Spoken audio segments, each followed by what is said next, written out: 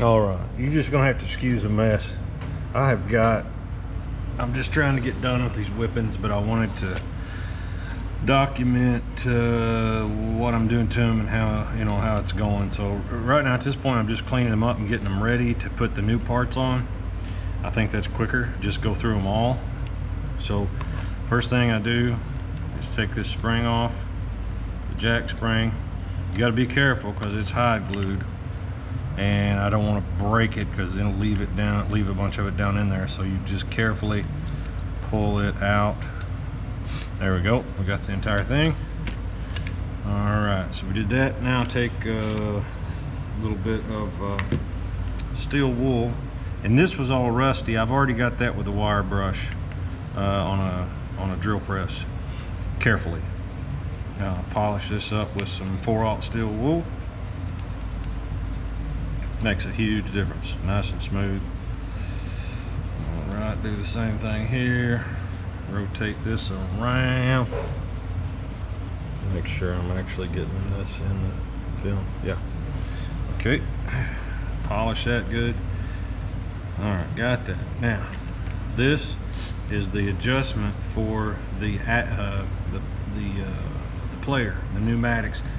The pneumatics sit under here. Regular piano does not have this part, but the pneumatic sits under here, and this is where it pushes up the pneumatic to play the note. The key pushes up here. So the key pushes up here, the pneumatic pushes up here.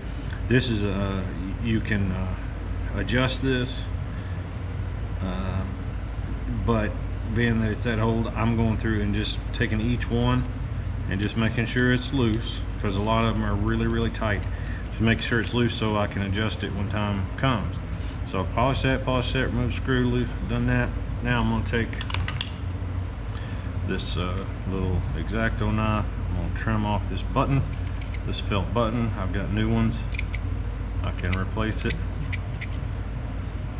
All right, carefully down to the wood almost, and then this piece of action cloth here.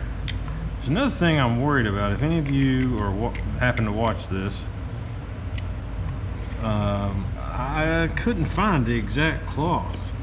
This looks kind of like a cloth when I cut into it, and I'm sure it's very durable and it's in a place that needs to be because the key just constantly pushes on that. But I'm using, I think this is maybe damper rail felt or something. It's very dense felt, and I tried to rip it, couldn't rip it. It seems really durable as well, and it's the right thickness, so I'm using that. I hope that's not a big no, and it may be, but I hope it's not. If it is, wouldn't be the first time. I'll just have to redo it if somebody tells me it is. All right, so we've done that. We cut, okay, that felt is off, that felt is off.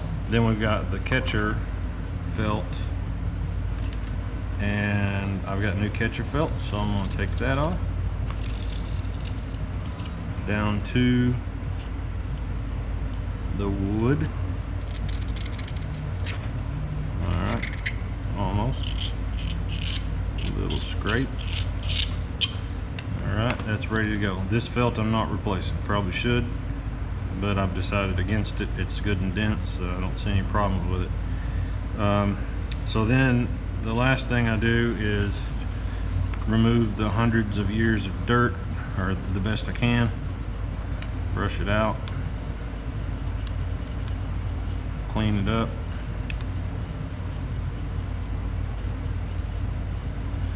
You know, while I'm recording, I might as well go ahead and rebuild one. Most of these, I'm just actually going through them, cleaning them and throwing them in a box for now, and then I'm going to go back and rebuild them all at once. I think doing the same process over and over seems to be more efficient, and efficiency is pretty important when you got this many parts, you know.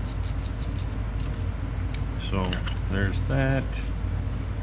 All right, I think we're cleaned up. All right, so now if you go backwards and reverse the procedure using hide glue again to put all this together. I've been starting with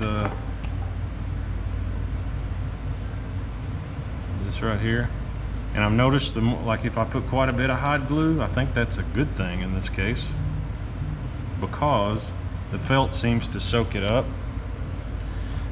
And this felt, if it just sticks on the very layer of the felt, it doesn't want to bond very well. But if it kind of soaks into the felt a little bit, you get more layers of bond, and I think that seems to be better. So I give it a good press, kind of let the felt soak up the hide glue. All right, and then on this what do they call it, regulating button, I think it's called, I went ahead and bought the punchings for the regulating buttons instead of punching them myself.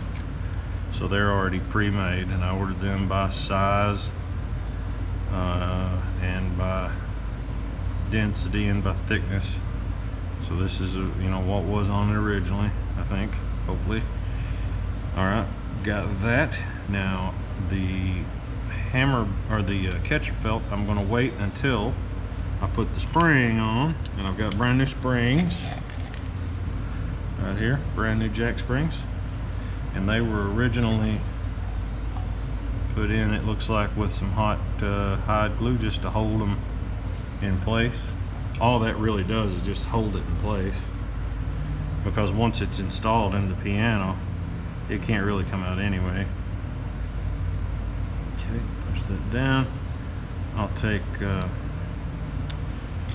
little screwdriver and just make sure that we're seated equally on all of them, so we got the same tension on all springs. That's pushed all the way down. This part, there's a spot on the bottom of the jack. You can see it's made for it, and it goes like so. There we go, we got that. Now check this again, make sure it's good, make sure that's good, and we need to put one piece of catcher felt on there.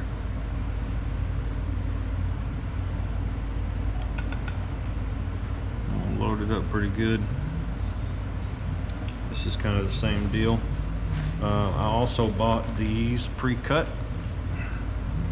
so they're made to fit flush at the end and even on the sides.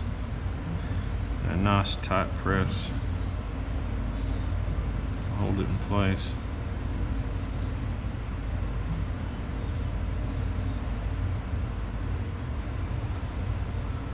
Okay, I think we're good.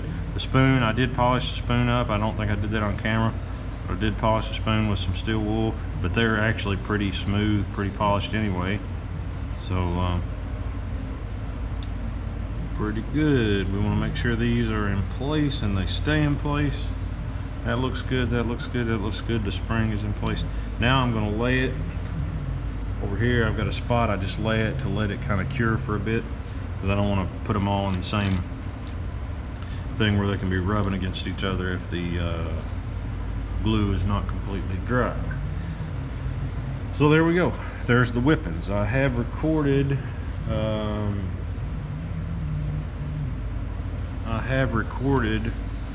the rebuilding the hammers. So this is the Whippens, and once they're done, then I'll move on to the dampers, whatever you call them, and then I'll go to the spring rails, replace all the springs, and then I should be getting close to putting the action back together. Once I put it back together, I'll put it somewhere clean in a clean room, covered up, because I've got plenty of other things to be working on. Of course, it'll be time to start, I guess, at that point on rebuilding pneumatics. I have all my pneumatic parts and cloths and fabrics and felts and all that, and glues. So I'll start trying to do that. And hopefully at the end of this thing, I have a product that actually plays. If not, I guess I'll have,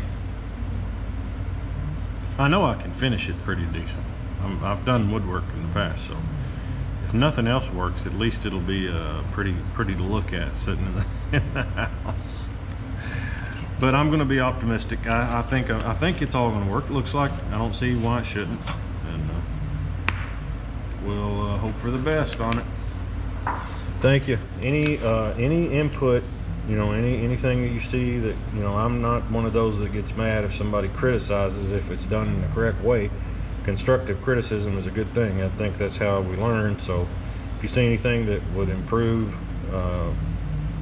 my process, improve my end result, please, by all means, feel free to share it in the comments. Thank you.